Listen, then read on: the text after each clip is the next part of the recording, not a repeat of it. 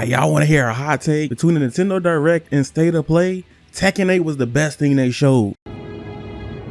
Speak for yourself, mother. Y'all want another hot take? Tekken 8 probably gonna be the best looking PS5 game for like the whole generation. Alright, I'm gonna chill out. Tekken has been on its bloodlines a lot lately, and I think this is the one opportunity for me to make a Tekken video, because I don't think I will do a lot unless you honestly say you want more and hit the subscribe button and the bell for more notifications and content. I'ma chill out. To be honest, Tekken is a series I love so much. I played every mainline Tekken game, especially since I was little. Yes, I was here for Tekken 1, Tekken 2, and the famous Tekken 3. My granddad had passed last year, and I was thinking if possible, if I like it enough, I would try to add something Tekken to my life in the future. Because my granddad was always one of my favorite games, and it was one of his favorite games. So now I'm here, and I'm going to tell you, Tekken 8 gotta be like the best Tekken ever. At first I wanted to let Tekken 8 just come out and go into it with minimal expectations, but I want this to be one of the biggest fighting games to ever exist in the future. So I'm gonna say it like this. Tekken 8, without these features, will most likely fail without these in the upcoming game. I wanted to make this a wish list, but I also want to make sure this is just very important to the future of Tekken as well. So if y'all agree with any other points in this video, please make sure y'all hit the subscribe button for your boy, but forget all the extras, let's get right into it. Tekken 7 need way better customization. I remember when Tekken 7 came out, the customization was lacking hard compared to Tekken 6, and even Tekken Tag Tournament 2s, but I don't think you could use decals there or something like that. The last time I turned on Tekken 7 was like 3 months after Zafina's release, and I was still like, damn, this alright, I guess. I think the PC version of Tekken 7 will always be the best version because of the mods, but they really need to step it up overall. I think it's important because I know for Bandai fighting games, they usually have dope customization. What even makes this more facts is look at how crazy Soul Calibur 6 customization is, and I'm not even talking about the character creation portion of it, by the way, compared to Tekken 7's customization. The items, the clothing pieces, the hair change, etc. make you feel like your Taki is different from everyone else's. Tekken needs to add some more personality to it, even though they still have it, it's just not as strong in Tekken 7 in my opinion. This will also be good for people who just play Tekken for fun and give them endless customization options to the level of Tekken 6, at least would be best. The next point is honestly the main reason why Tekken 7 didn't grab me past that point again. The waiting between matches is so garbage. It is unbearable. Them damn loading screens. I think every other fighting game solved this to an extent. Most other fighters lack fast rematch though, but that's another discussion for another day. But Jesus Christ, once I switched to PS5 Tekken 7 and saw what a SSD could do for the game, I was like, ain't no way the PS4 version got robbed like this. I have a low attention span sometimes, so I'll look at everything on Twitter, start watching anime, go outside, and come back and the matches still ain't loaded. I know this will most likely not be a problem with PS5, Xbox Series, and PC versions of Tekken 8 because they all run on SSDs, but I pray it don't take that long to get into games. Like if you're at least going to make us stare, give us cool stuff to look at like multiverses. Next point, Tekken 8, story needs to be better. That whole journalist, he gotta go. I think I streamed all of the story mode when the game came out, but I will say even though I enjoyed it, I have a lot to say. A lot of it was mid and whack, and the actual cinematic scenes are dope, but like what the hell happened here? A lot of people like to write off story mode or offline content in fighting games, but this could be the big deciding factor on if casuals will take the game to the next level. If the offline content good, you might stay on the game enough to be able to want to learn at a higher level. Casuals at that point will decide to take the leap to competitive. If something's impactful, if it's just a good game overall, people will go, damn, I like this enough to take it seriously. Let's try playing in a tournament or online some kind of way.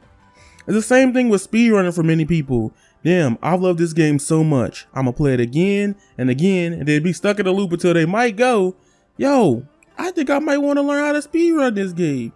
I'm telling you, make a good game first, that's important. Now I know this might be controversial to some people, but please put a training mode at the beginning or the launch of Tekken 8. Tekken is already hard for many people to grasp because it's different from traditional 2D and 2.5D fighters, being that Tekken is 3D.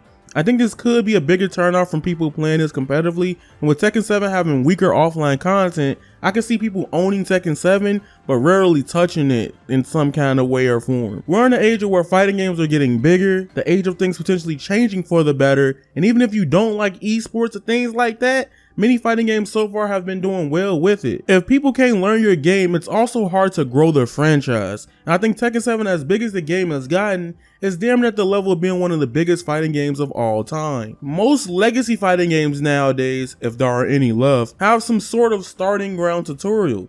Tekken 7 just said, F it, we not doing that here. Tekken Tag Tournament 2, I believe, had like a fake tutorial with combat. It was like called what, Fight Lab, or at least it was something. Even though I thought it was stupid at the time, it still gave me somewhere to start off with the game. Next point, reject Tekken Bowl, bring back Tekken Ball. I ain't saying nothing else. The next two are honestly the most important thing in this game needs. I'm telling you, you already know what I'm about to talk about. We need actual rollback in Tekken 8. I swear if Arata says like it's 4, I think I might go crazy like. All jokes aside, this will be the downfall of Tekken 8 if it doesn't have good online or a good rollback period. In 2022, unless you're an undying shield for Tekken and the gameplay is that good to you for you not to care about online for some reason, why would you struggle playing in delay-based netcode when Street Fighter 6 is right there with rollback? I hope things are changing because I don't even think about playing Dragon Ball Fighters in 2022 again, simply because that game is getting rollback netcode. Multiverses has rollback netcode and it's free to play. Why spend money on Tekken 8 if they can't even get the online right? I'm just saying, Harada, please listen to the people. Add that rollback that Guilty Gear Strive have. Just go to Daisuke, get the formula, put that shit in Tekken 8. Okay, that's one of the best console rollback experiences I've had, at least. So might as well steal it again.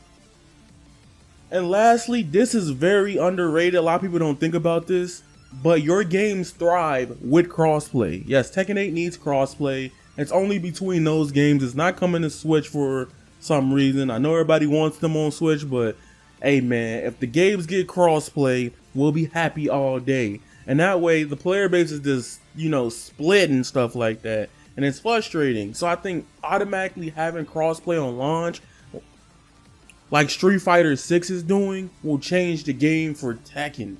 I think it's dumb for fighting games not to try to unite all player bases on all the platforms that they're porting the game to. The bigger the player base, more people playing the game. More people playing the game, the more time they spend into the game. The more time they spend in the game, the more likely they'll spend money on DLC.